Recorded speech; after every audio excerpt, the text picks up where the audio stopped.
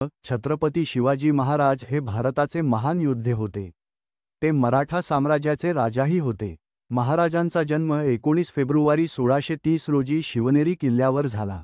महाराजांचे वडील शहाजी भोसले हे विजापूर येथील सुलतानाच्या सैन्यात सेनापती होते आणि महाराजांच्या आई जिजाबाई या जाधव कुळात जन्मलेल्या प्रतिभावान स्त्री होत्या।